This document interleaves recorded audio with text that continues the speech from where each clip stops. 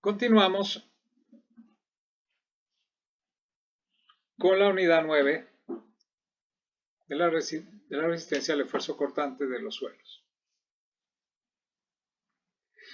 En la primera parte estuvimos analizando la prueba de corte directo. Ahora vamos a ver un poco de los ensayos triaxiales o la prueba triaxial de corte. Esta prueba es uno de los métodos más confiables para determinar los parámetros de resistencia al esfuerzo cortante, debido a que proporciona una información más veraz sobre el comportamiento de esfuerzo de formación unitaria del suelo. Además, se realiza en condiciones más uniformes de esfuerzo que la prueba ya mencionada de corte directo. Además de eso, se proporciona más flexibilidad en términos de trayectoria de carga. El ensayo consiste en lo siguiente. Utilizamos un espécimen de suelo cilíndrico con una relación L sobre D aproximadamente igual a 2,5, el cual se encierra en una membrana de hule y se coloca dentro de una cámara cilíndrica de plástico que se llena generalmente con agua o glicerina. El espécimen se somete a una presión de confinamiento por compresión del fluido en la cámara. Para que se produzca la falla por cortante, se aplica un esfuerzo axial llamado esfuerzo desviador a través de un émbolo vertical de carga. Se proporcionan adicionalmente conexiones para medir el drenaje hacia adentro y hacia afuera de la muestra, drenaje controlado, o para medir la presión de... Observen acá este esquema. La muestra la metemos acá con la membrana de hule, tiene piedras porosas para permitir el drenaje de la muestra, tiene conexiones para la salida del agua y para medir la presión de poro. Con este dispositivo controlamos la presión de confinamiento de esta muestra y algunos accesorios adicionales, ¿verdad?, para evitar la salida del agua, etc. Y además tenemos un émbolo de carga por donde nosotros aplicamos la carga axial P. Aquí se ven algunas fotografías de los equipos. Estas son muestras bastante pequeñas, ¿verdad?, normalmente de 3,6 centímetros de diámetro por 7, un poco más de 7 de altura. Y acá, con este ensayo, nosotros básicamente idealizamos los esfuerzos en su condición bidimensional, es decir, esfuerzo principal mayor y esfuerzo principal menor. El esfuerzo desviador, es decir, el que aplica el émbolo, que vemos acá, ¿verdad?, B entre el área, más el esfuerzo de confinamiento que ofrece la cámara, esta cámara, ¿verdad?, representa el esfuerzo principal mayor. El esfuerzo intermedio y el esfuerzo principal menor, como dijimos en la parte 1, la vamos a considerar idénticos e iguales a la presión de confinamiento o de cámara. Es decir, sigma 2 igual a sigma 3 igual a sigma C. Esta prueba, al igual que la prueba de corte, se puede aplicar de dos maneras. O bien por aplicación de la carga con incrementos iguales hasta la falla, o por deformación unitaria axial controlada. Se requiere ensayar al menos 3 especímenes,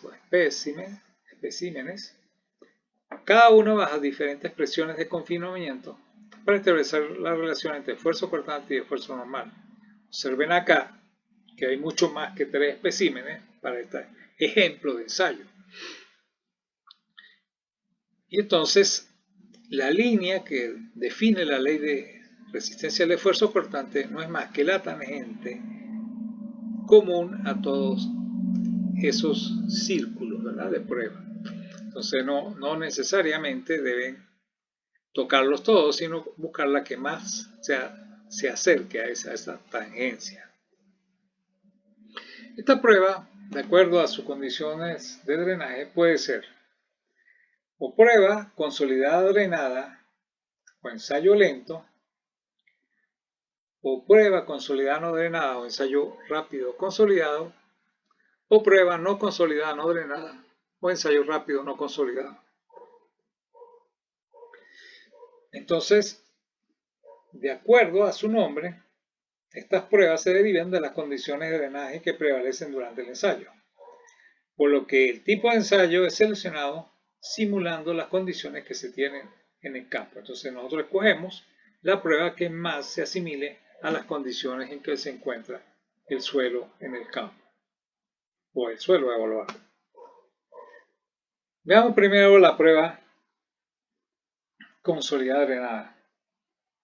La característica fundamental de este ensayo es la disipación de todo el exceso de presión sobre el hidrostático dentro de la muestra que ensayamos. Entonces lo que hacemos es que colocamos la muestra en la cámara de compresión con el sistema de drenaje abierto, sometemos el espécimen a un esfuerzo de confinamiento de cámara sigma sub c que sea de una manera tal que se aproxime al confinamiento natural en el terreno.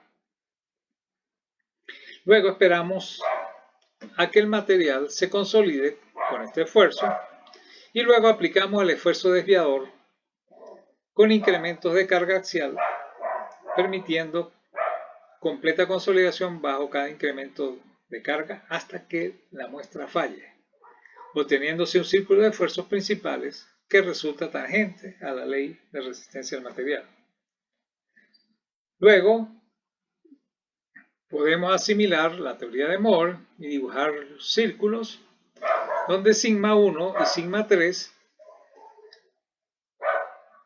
son los esfuerzos principales y la envolvente de esto es la ley de resistencia al esfuerzo cortante, obteniendo los valores C y Φ que se definen como los obtenidos de una prueba drenada que demanda consolidación completa, los cuales son efectivos, como se expresa acá, pues toda la presión hidrostática se disipa.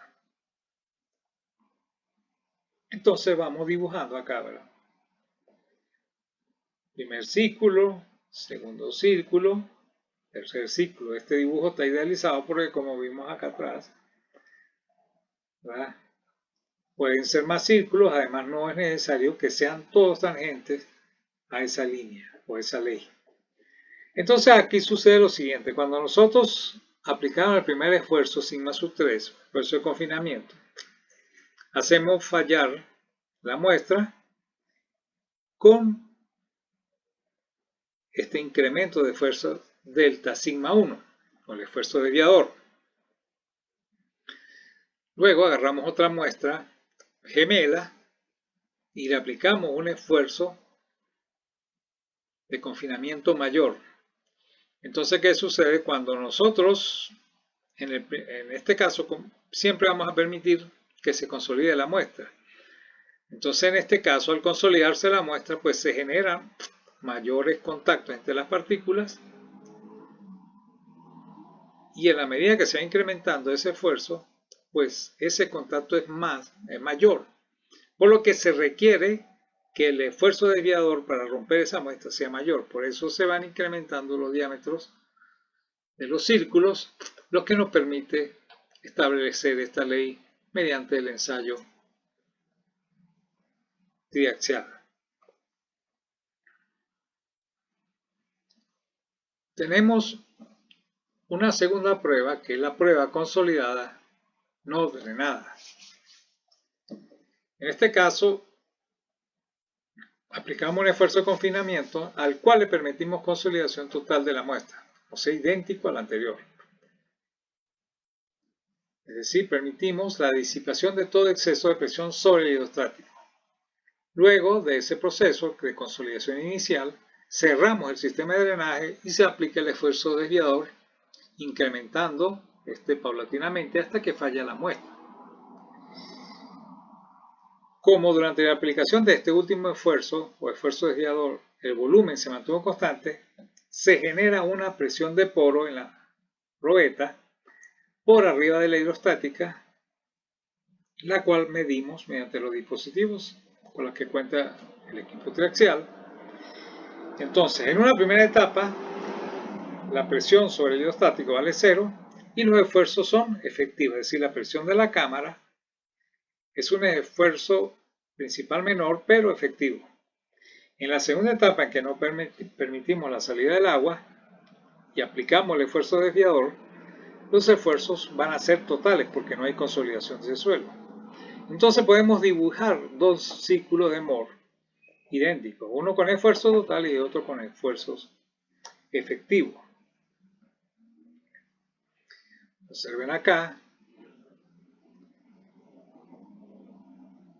la envolvente de esfuerzos totales y la envolvente de esfuerzo efectivo. Entonces nosotros en primera instancia aplicamos este esfuerzo principal menor y lo rompemos con este esfuerzo principal mayor.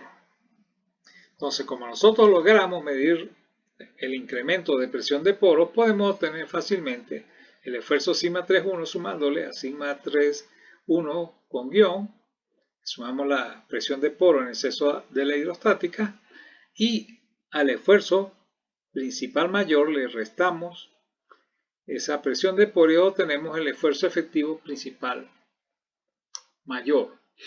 Entonces podemos hacer eso con las tres muestras y obtenemos las dos envolventes que se observan acá.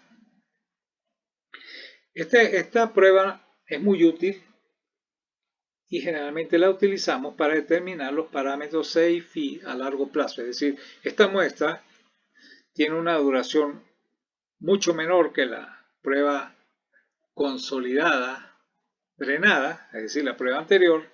Por lo tanto, es muy útil ya que nos permite ahorrar mucho tiempo. Nosotros simplemente esperamos que en una primera etapa se consolide la muestra con la presión de cama y luego rompemos la muestra y así hacemos y hacemos ahorra una cantidad importante de tiempo.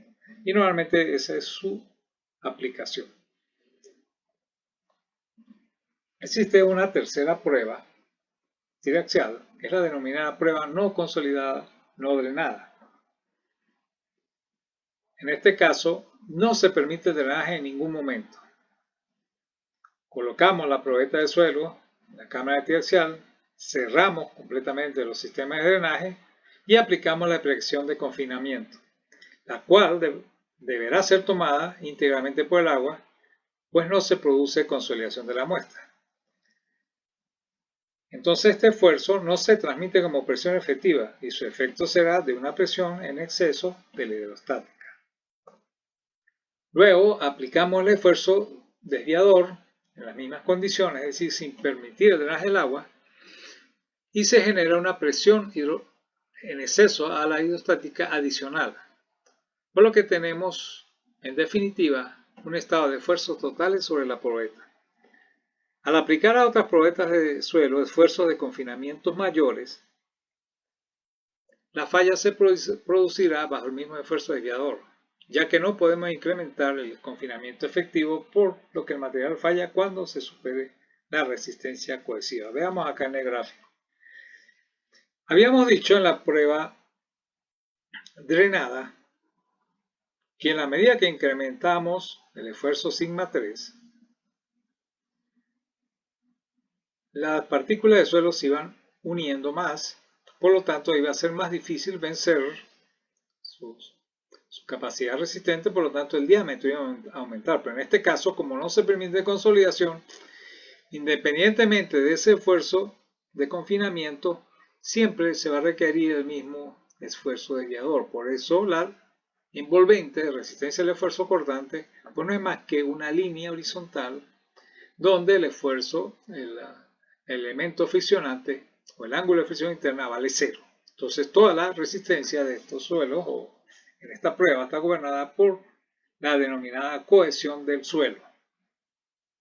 Este tipo de pruebas generalmente o debe aplicarse a especímenes de arcilla saturada o cuasi saturada. Existe una prueba que no es triaxial, que es la prueba de compresión simple o inconfinada. En esta prueba no hay presión, no hay confinamiento de la muestra, sino simplemente se le aplica una carga al espécimen cilíndrico para generar la falla.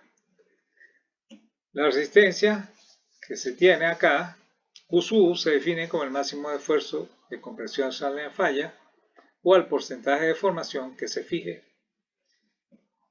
Entonces tenemos que la resistencia al corte no drenada es independiente de la presión confinamiento, pues simplemente no se aplica. Entonces esa resistencia del esfuerzo cortante no es más que el esfuerzo aplicado entre 2 o Q sub entre 2 llamado CU. Observen acá el dispositivo, el equipo. Acá no es necesario dibujar diferentes círculos, simplemente con un círculo es suficiente. Por lo tanto, esta prueba se utiliza muchísimo en preferencia a la prueba anterior, consolidada drenada. No consolidada, no drenada, perdón. Y aplica generalmente a especímenes de arcilla saturada o cuasi saturada, tal y como el ensayo anterior. Observen acá el equipo para labrar la muestra y la prensa donde se ensaya dicha muestra. Entonces la cohesión, por lo que hemos visto, generalmente es una propiedad inherente o resistente de los suelos finos o arcillosos, básicamente. Pero a veces en algunas o en la arena se nos presenta cierta característica que se llama cohesión aparente. Cuando tenemos una arena húmeda, normalmente el agua no ocupa todos los espacios vacíos. Entonces se generan, ¿verdad?, ciertas gotas entre los espacios vacíos que generan tensión superficial o fuerzas capilares. Esas fuerzas capilares tienden a unir, ¿verdad?, como vimos en el capítulo 7, tiende a unir esas partículas y entonces el suelo pareciera que tiene una cohesión, es decir, usted puede excavar un talud vertical en un suelo con esta característica, un suelo arenoso, y él no colapsa. Pero esta es una resistencia circunstancial, es decir, depende de la cantidad de agua. Si ese suelo se satura o se seca, simplemente colapsa, ¿verdad?, la estructura que usted pretendió construir. Entonces eso se llama cohesión aparente de las arenas. En cuanto a la selección de los procedimientos de prueba, no hay un consenso definitivo, una norma única. De hecho, para un mismo suelo, podemos tener diferentes valores de la resistencia, pues pueden variar las condiciones hidráulicas cuando falla el material. Entonces la determinación de estos valores va a depender del tipo de material, de la estratigrafía, condiciones hidráulicas y de drenaje, la rapidez en que se aplican las cargas, la permeabilidad del suelo, su compresibilidad y, en el caso de las arcillas, la historia de carga a la cual estuvieron sujetas. En el caso de las arenas y gravas, la determinación de phi es bastante sencilla y podemos hacerla con una prueba consolidada drenada y una prueba rápida en este caso.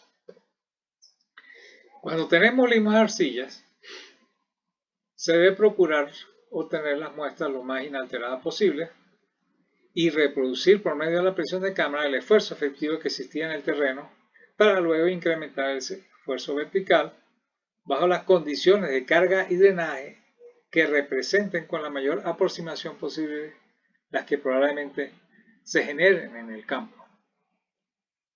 En el caso de los suelos arcillosos de baja permeabilidad, en este caso prevalecen las condiciones no drenadas y se considera como válida el concepto phi igual a 0, es decir, va a tener únicamente resistencia cohesiva y normalmente su resistencia se mide mediante la prueba de compresión simple. Por lo que en laboratorio se deberá efectuar los ensayos en las condiciones más representativas posibles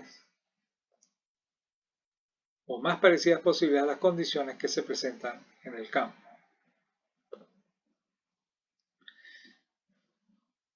También contamos con algunos ensayos de campo para determinar la resistencia al corte de los suelos. Son métodos más expeditos, no tan precisos, pero de gran utilidad a la hora de tomar decisiones. Uno de los métodos más clásicos, más conocidos, con mucha más análisis, el método de penetración estándar o SPT, y su principal utilidad es la caracterización de los suelos granulares, en la que es muy difícil obtener muestras inalteradas para realizar ensayos de laboratorio, y consiste básicamente en medir el número de golpes necesario para que se introduzca a una determinada profundidad una cuchara cilíndrica y hueca, que permite tomar una muestra naturalmente alterada en su interior. El peso de la masa que golpea está normalizado y la altura de caída también. Entonces, es un esquema muy sencillo, ¿verdad? Con un trípode se prepara el sondeo donde vamos a medir el número de golpes y se deja caer la masa sobre la tubería, ¿verdad? La cuchara, y se cuenta el número de golpes para que penetre los 30 centímetros.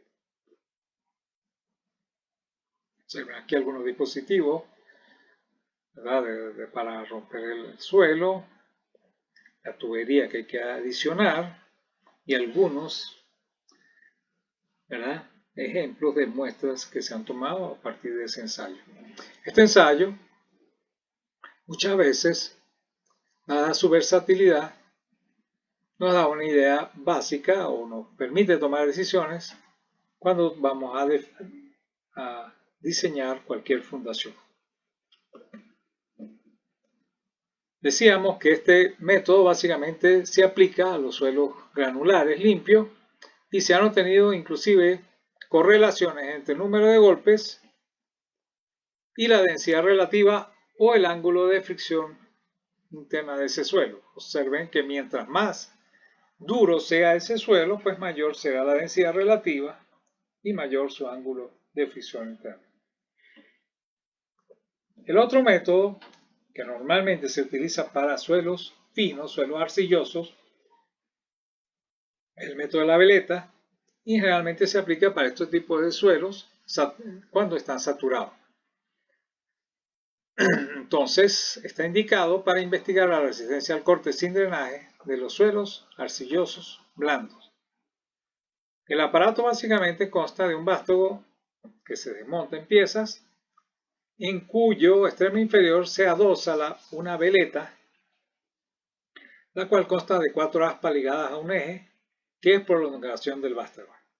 La prueba consiste en hincar el terreno a la veleta hasta la profundidad que nosotros queremos medir y luego girar la veleta y medir el par torsor requerido para que se rompa ese suelo o gire violentamente ese dispositivo. Luego, mediante correlaciones, ¿verdad?, podemos estimar el valor de la resistencia al corte no drenada de ese suelo con la expresión T sobre psi, siendo psi pues una relación geométrica que depende del diseño de esa veleta. Observen acá, ¿verdad?, que pueden haber veletas de este tipo, sin punta, o estas que tienen punta, y es un dispositivo bastante sencillo, bastante portable, y nos da valores bastante satisfactorios de esta resistencia. Entonces con esto damos por finalizado el análisis de la unidad 9 relativa a la resistencia al corte de los suelos.